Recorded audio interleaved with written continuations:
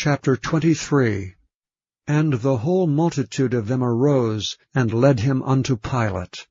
And they began to accuse him, saying, We found this fellow perverting the nation, and forbidding to give tribute to Caesar, saying that he himself is Christ a king. And Pilate asked him, saying, Art thou the king of the Jews? And he answered him and said, Thou sayest it.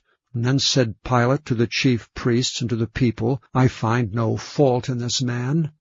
And they were the more fierce, saying, He stirreth up the people, teaching throughout all Jewry, beginning from Galilee to this place. When Pilate heard of Galilee, he asked whether the man were a Galilean. And as soon as he knew that he belonged unto Herod's jurisdiction, he sent him to Herod, who himself also was at Jerusalem at that time.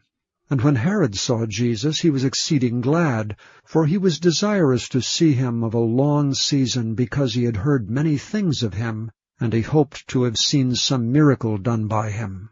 Then he questioned with him in many words, but he answered him nothing.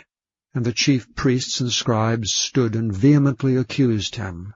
And Herod with his men of war set him at naught, and mocked him, and arrayed him in a gorgeous robe, and sent him again to Pilate. And the same day Pilate and Herod were made friends together, for before they were at enmity between themselves. And Pilate, when he had called together the chief priests and the rulers and the people, said unto them, Ye have brought this man unto me as one that perverteth the people, and behold, I, having examined him before you, have found no fault in this man touching those things whereof ye accuse him. No, nor yet Herod, for I sent you to him, and lo, nothing worthy of death is done unto him. I will therefore chastise him, and release him. For of necessity he must release one unto them at the feast. And they cried out all at once, saying, Away with this man, and release unto us Barabbas, who for a certain sedition made in the city, and for murder was cast into prison. Pilate therefore, willing to release Jesus, spake again to them, but they cried, saying, Crucify him, crucify him. And he said unto them the third time, Why, what evil hath he done? I have found no cause of death in him. I will therefore chastise him, and let him go. And they were instant with loud voices, requiring that he might be crucified.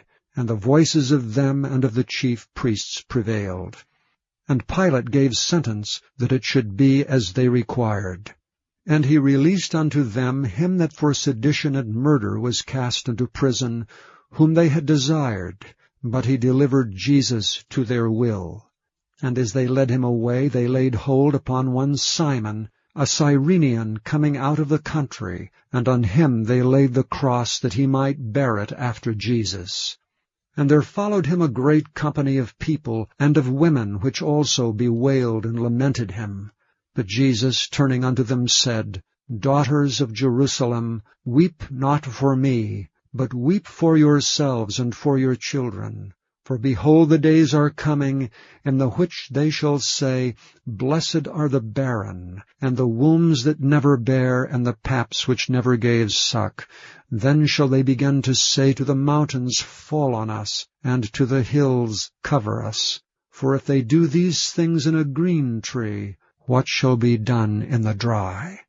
And there were also 2 other malefactors led with him to be put to death. And when they were come to the place which is called Calvary, there they crucified him and the malefactors, one on the right hand, and the other on the left. Then said Jesus, Father, forgive them, for they know not what they do. And they parted his raiment, and cast lots. And the people stood beholding, and the rulers also with them derided him, saying, He saved others, let him save himself, if he be Christ, the chosen of God. And the soldiers also mocked him, coming to him and offering him vinegar, and saying, If thou be the King of the Jews, save thyself. And a superscription also was written over him in letters of Greek and Latin and Hebrew, This is the King of the Jews. And one of the malefactors which were hanged railed on him, saying, If thou be Christ, save thyself and us. But the other answering rebuked him, saying, Dost not thou fear God, seeing thou art in the same condemnation? And we indeed justly, for we receive the due reward of our deeds, but this man hath done nothing amiss. And he said unto Jesus, Lord, remember me when thou comest into thy kingdom.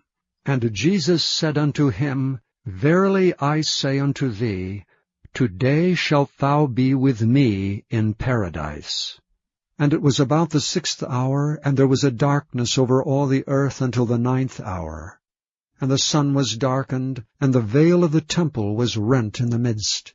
And when Jesus had cried with a loud voice, he said, Father, into thy hands I commend my spirit.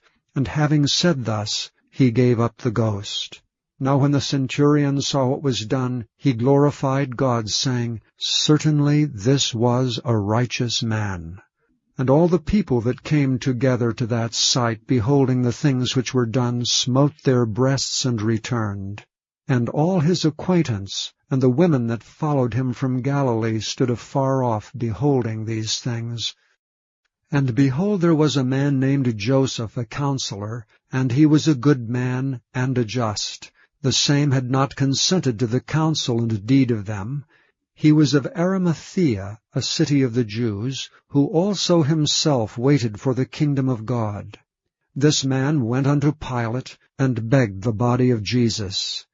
And he took it down, and wrapped it in linen, and laid it in a sepulchre that was hewn in stone, wherein never man before was laid. And that day was the preparation, and the Sabbath drew on.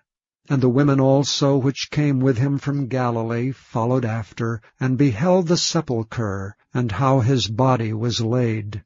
And they returned and prepared spices and ointments, and rested the Sabbath day according to the commandment.